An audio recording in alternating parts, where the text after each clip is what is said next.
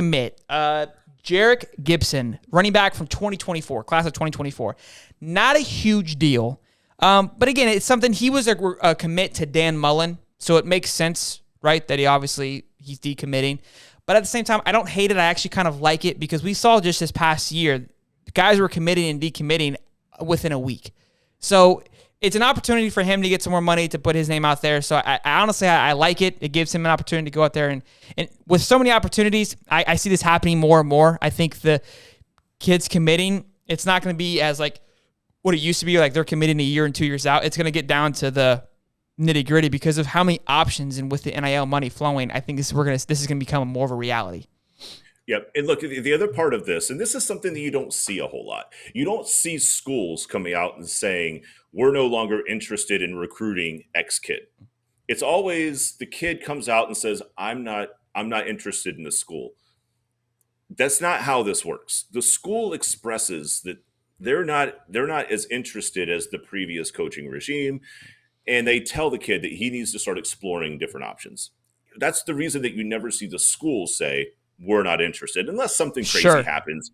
But they give the kid the opportunity to say he is not interested and he's moving on and so on and so forth. To kind of have his call on. I get that. Yes. That makes sense. Yeah. And because everything else, and it just looks like the school's picking on a kid. You have this big institution, this big school. There's like, yeah, we don't want him. Yeah. That makes sense. We've got defensive lineman Jamal Jarrett. So he had an offer from Dan. We extended it. So kind of what you were saying there, we re-extended that offer to him. He's had a few offers from Georgia, Bama, and Michigan. They've all wanted him to play O-line. We've came out and he even said he appreciates Florida saying, hey, we want to keep you in the center of the defensive line. We think that's your role. 4-star guys massive, like 300 pounds, 6'5", absolute tank. So I think that's a good play for us. Hey, he said the kid came out and said, look, I'll play wherever they want me to play, but obviously he wants to play defense, and I think it's great that we extended that offer. That's for 2023 season. So again, just some cool news there. Two last things on recruiting, kind of that category. The Gators, it's rumored that we're going to be pulling Benedict Hippolyte. Again, horrible with the names. A coach from Miami. Now, two reasons why this is good. He's going to replace our running back coach who just went to FIU, so he's going to be the running back coach. But he also has huge ties to high schools down in South Florida. Anybody who knows anything about college football knows studs come out of South Florida. So It's just one more move, and the money that Billy Napier has been spending in recruiting is insane. And this was something that he asked before he came over, before he accepted the job. I was like, hey, this is what I want to do. Here's my game plan here.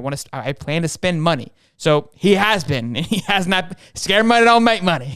let me get it real quick. I figured the button. hit the button. So I like that play. Again, it's just these small moves, hiring moves that he's been making that are just adding up. Yeah, look, anything down past, like, I don't know, like Okeechobee, anything south down that way, they call it Muck City. Look, that's a whole different recruiting ground. Like those teams play each other, the Booker T. Washingtons and all the other schools down there. Yeah. I mean, they're just powerhouses of schools. Dalvin came from down there. I mean, we could just name kids who just have farmed out of that area of the country.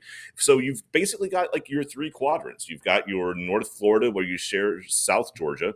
You've got your Central Florida from Tampa, Orlando, all the way across, and then you start to get into South Florida, and your recruiting style has to change. It is different down there. Those guys just create talent because they have so much talent coming into the school that they get to pick and choose what they think is going to be moldable. And the other thing that goes along with that is their youth leagues before you even get into high school.